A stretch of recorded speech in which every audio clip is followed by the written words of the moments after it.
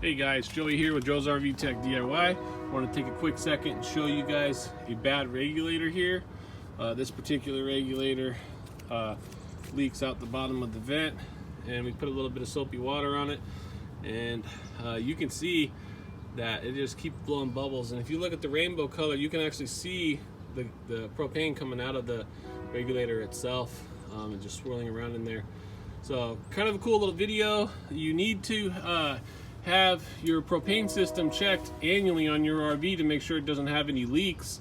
You should have this done by a certified RV technician. You want to make sure your family is always safe, and these regulators do go out, and they do need to be replaced. But till next time, safe travels. Be sure to subscribe, and thanks for watching, guys, and we'll see you in the next videos, and be safe out there.